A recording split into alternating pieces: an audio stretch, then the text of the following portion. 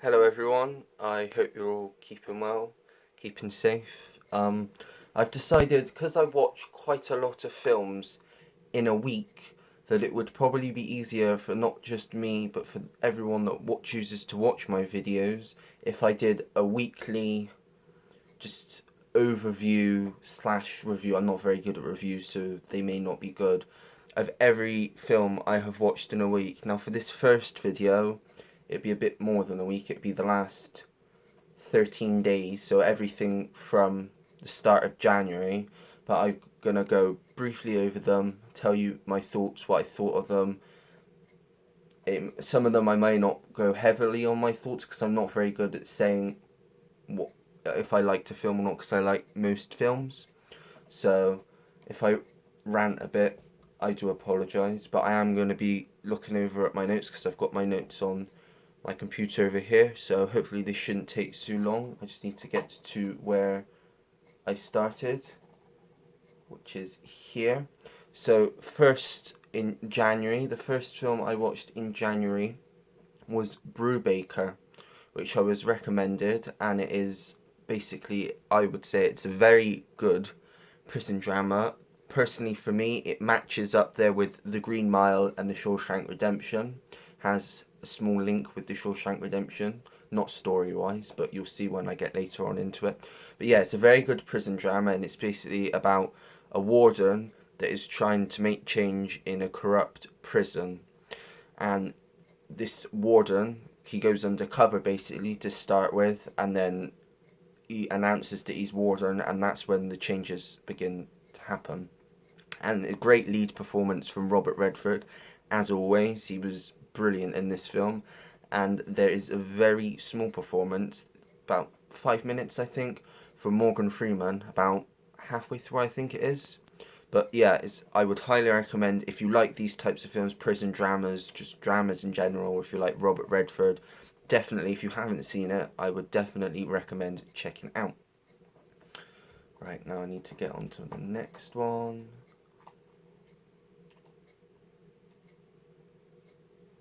Sorry about this gap. I know, as I said in my last video, very unprofessional, but I will get better as I make more videos. Right, so next I decided to rewatch Mannequin.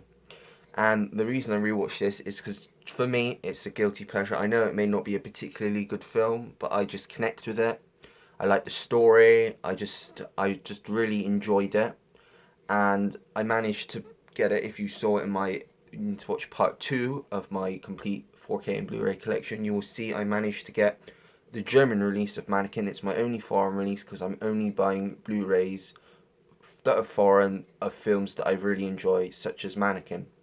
But I think it's just a fun and enjoyable romantic comedy from the late 80s. It's, yes, I can admit it is very cheesy, and some would probably say that it is quite dated now, but I personally get enjoyment from it and think that the soundtrack is great, specifically the song at the end by Starship. Right, next up, a few years ago, I think maybe 2 years ago, I watched the first Lethal Weapon film, but for some reason, I never watched any of the rest. So I thought it was about time, because obviously we were in lockdown and I wanted to watch a franchise. I thought it was about time to watch the rest of the Lethal Weapon films. So I watched Lethal Weapon 2. Oh, and about rating for the last two films. Sorry, this is very unorganized. The last two films were both 4 stars. So good films, check them out. Uh, this was my first time watching Lethal Weapon 2, and I hadn't seen, as I said, the first film for quite a few years, about 2 years, so I couldn't say which film I prefer because I can't really remember much from the first one. I can remember that it was a good action film, so they were both good action films, and I think the second one improves. I think they do get better with each one, and the second one has a big addition, which is Joe Pesci as Leo Getz, which he is definitely the highlight of the film. He's just the comedy part of it, and I don't think it overstayed its runtime. I think all of these Lethal Weapon films are about 2 hours, and it was a good addition to the franchise. And as I have said, I make sure that I didn't wait as long to watch the next one, which, if you wait, I did not, and I gave that a 3.5 stars. Next up is Nomadland, So I know this isn't out yet, but I did get the opportunity to watch this early, and I can say I know people are ranting and raving about it, people that have seen it, and it is definitely worth it. If you can watch this, I would recommend watching this. It is an excellent, excellent film. And if I'd have seen this, if it had come out last year, I would probably no doubt have said that it was my favourite film of last year. I can see why everyone that has seen this loves it and thinks that it was one of the best films that we would have got last year. And well, whilst it isn't really like a story, like an end and a beginning, it is basically just focusing on Frances McDormand's character Fern and her interactions with the other nomads that she meets, because she has to become a nomad when her small town that she lives in basically shuts down. The factory, I think it's a mine, shuts down, and she has to basically, when her husband dies, she has to become a nomad, and she goes and lives with her van.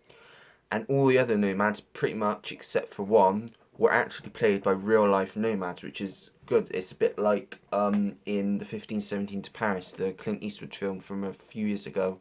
They were played by the real people. And this film really does showcase the scenery that we get to see as she goes across the country, living nomad like a nomad over the course of a year. The score in this was fantastic. I don't know who did the score, but I know that it really helped elevate the film and helped suck you further into the film. And you need to watch out for Chloe Zhao. I know she's doing Eternals in Marvel film in November, and she has done The Rider, which I have yet to watch. But she's a fantastic director, and hopefully she wins the Oscar this year, the Oscars for Best Director. If I don't know what's going on with the Oscars, but who does, to be honest. But yeah, I would definitely recommend checking this out when you can. It was a great film. I'm sorry for ranting on. I know this video is like almost 6 minutes already, but hopefully, as I say, with each video, I should get my point across quicker, so they should be shorter. But this would be probably shorter than going through the whole month. Probably take hours. But anyway, next up, another one that I got to watch early, Minari, which I heard a lot of good things about, and I'm glad I watched it because it was a great film. I'd say it was on par with Nomadland. They were both equally good, and before I keep forgetting to. I don't know if I'm going to do the ratings because I keep forgetting, but Nomadland I gave a 5 stars, which is quite rare for me. But Minari is about a Korean family that have immigrated to America to start a new life, but both parents have different ideas of what they should do with their new life, and they've moved to Arkansas. Uh, the acting in this film is superb, the highlight was definitely, I don't know who played, because it was an all Korean cast pretty much, bar one. Um, but the grandmother, she was fantastic. She had a bit of a turn towards the end of the film. Something happens, I'm not going to say what, but it turns her character around, which was interesting to see. But again, with this film, the score was brilliant. It was a solid story, and it didn't bore me. I wasn't bored. I think it's about an hour and 47 minutes. And all I can say is, because it's not out yet, but I think it's out sometime in March. Don't know if it'll be out here in March, but you should be able to get it. I think you can get it on Fire Sticks if you choose to. Same with Nomadland, which is how I watched it early, but obviously only if you want to. But all I can say for Minari is I think it'll probably definitely be at the Oscars. Don't know if it'll win, but I think it is definitely at this moment in time a front runner, even though we have still got quite a few more, like Tom Holland in Cherry and Judas and the Black Messiah, which are, I think, Judas and the Black Messiah is next month and Cherry's March, just before the Oscars.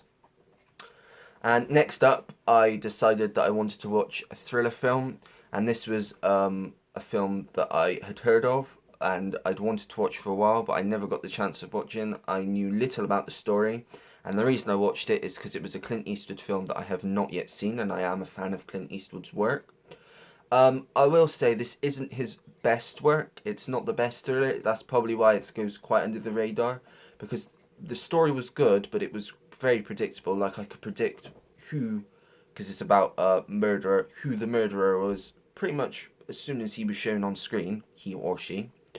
But Clint Eastwood, he's always good, and he was good in this. He brought his A game to this, and he made this film more enjoyable than it would have been had it been someone else in the main role. and even though it had its flaws, it was still enjoyable. It's not one that I'm likely to rewatch again, but it was an average thriller, and if you do like Clint Eastwood and these types of films, I would recommend it to you. And I gave that 2.5 stars. Minari, again, I forgot, 4.5 stars. And next up, I wanted to watch Lethal Weapon 3. I didn't want to wait long to check this next one out because I enjoyed the previous one quite a bit. So at this point, as after watching Lethal Weapon 3, I thought it was my favourite film of the franchise so far. I still do.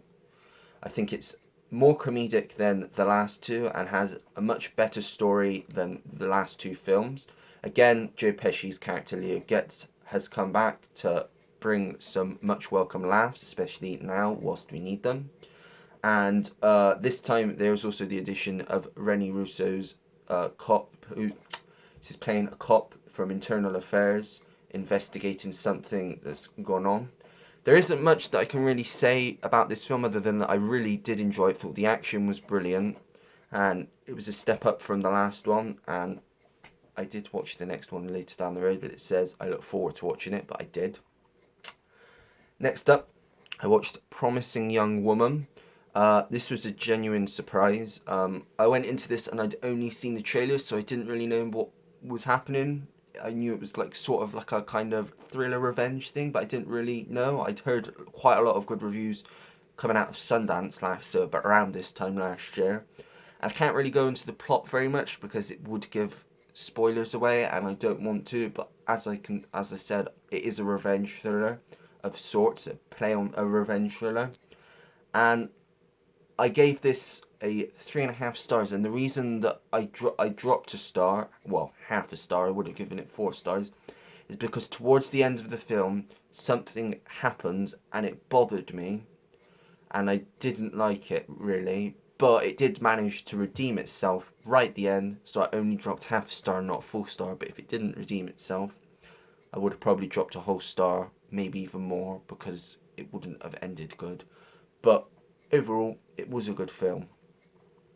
And next up, I watched Christopher Nolan's Insomnia, one of his early films, and it was a first time watch for me, and it's a less well known film. It came out 2002, so it's pretty early on in his career, and it is pretty much a run of the mill thriller about a cop trying to find a killer in a town in Alaska where the sun never goes down for half of the year. So I think it's the summer and the spring maybe. This didn't really surprise me in any way. It was okay. I did expect more, especially from the cast, and because it was Christopher Nolan, because I mean you've got Al Pacino, Robin Williams, Hilary Swank. But for me, maybe not for everyone, it failed to deliver, and I did enjoy it as it is a thriller more than the Bloodwork, the Clint Eastwood film, which I'd watched recently. It's still a good film, and I did still give it 3.5 stars. Next up, getting near the end now, I finally watched Lethal Weapon 4, so the final installment in the franchise so far. And after now having seen all of the Lethal Weapon films, to me, I think it is the best action franchise that I have seen as of now. And it brings back all the main characters from the previous films, and it also adds this time Chris Rock, who's another comedic relief, as well as Joe Pesci, and also Jet Li as the villain. I really did like this, and I thought the action and the story was on par with the third one, and because it was on par with the third one, I would probably say this is my second favourite after the third one, because it was just a good, nice ending. We may be getting another one, lethal finale, maybe at some point, of the franchise, as of now. So yeah, I gave that a 4.5 stars. Next up was The Big Year. So this stars Owen Wilson, Steve Martin, Jack Black, and I did start watching this a few years ago, but for some reason I never got past the first half an hour. I don't think it was because I was bored. I think it was just because I had other stuff to do. So I never finished it, and I decided, because it was something I was interested in, that I wanted to check it out again because of the cast and because of the premise. And it's basically about 3 people that go on a big year, so they go around for the whole year trying to find as many different birds as they can, basically competing with with each other to see who can see the most amount of different birds. And it was actually surprisingly enjoyable. There wasn't a lot of laughs, but there was some, and it was good. I did enjoy the story, and I connected with the characters, which you should in a film. And I would say, if you do see this, if it's on the television, if it comes on Netflix, and you've got nothing else to watch, it's an hour and a half, I think, so I would recommend checking it out if you do get the chance. Down to my second to last film. Oh, and that I did give 3.5 stars. Second to last film I watched was In Her Shoes.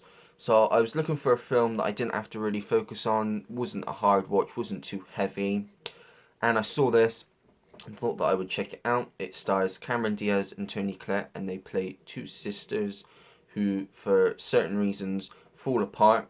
But then they both find out at different times that they have a grandmother that they didn't know was still alive, played by Shirley Lane, and she basically comes into their lives and changes their lives. It was decent watch. There was some humor and the acting was good. If you like I don't want to say it's a romantic comedy because it isn't. It's got drama in it as well. But if you like those sorts of films, or if you like the cast, then I would definitely check this out. Recommend checking this out because it is good, and I did give that 3 stars. Right. Next up is the most recent film that I have watched, and that is What's Love Got to Do with It, which is the biopic of Tina Turner. So one of my favourite genres is biographical films, and specifically if it's a music-based biopic. And I really enjoyed Tina Turner's music, so I thought I should really check this out. And I'm glad I did because it was highly enjoyable, and it was an interesting film about Tina Turner's rise to fame. Not actually her real name. If you watch the film, you'll know what her name is, or if you know anyway.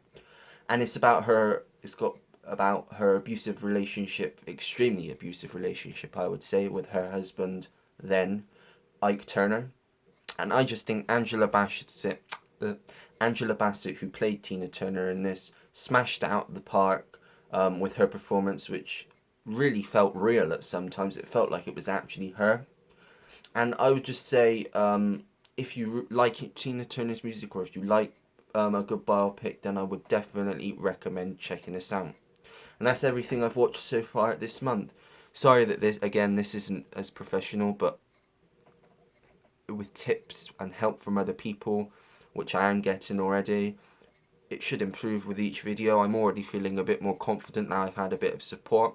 Again, I'm going to shout out the same people. I did yesterday forget one person, Movie Mad, which I'm not going to forget this time, I've already said it. Again, Geordie Pool, Jamie Powell, Kermit's Ghost, Blueview, Blu-ray Bullet Brett, and of course Big Paulie. Again, probably again forgetting more people, but everyone, as I said in the last video, everyone, I appreciate help and I appreciate them inspiring me to do this. I may not be the best at this, may not be the most confident, but I do enjoy doing this, and I hope everyone enjoys watching this. And if you do enjoy watching these videos, subscribe so you know when I've got more videos, and make sure turn notifications on, because otherwise, unless you're constantly looking on YouTube, you won't know when I've got a new video up, because it is going to be here and there. I don't know whenever I've got something in my head to do, I will post a video. This has gone on a bit too long. I was hoping that this was going to be 5 minutes, but that wasn't a chance. It's now almost 20 minutes, so I'm going to stop here. So thank you for watching, and until next time, bye.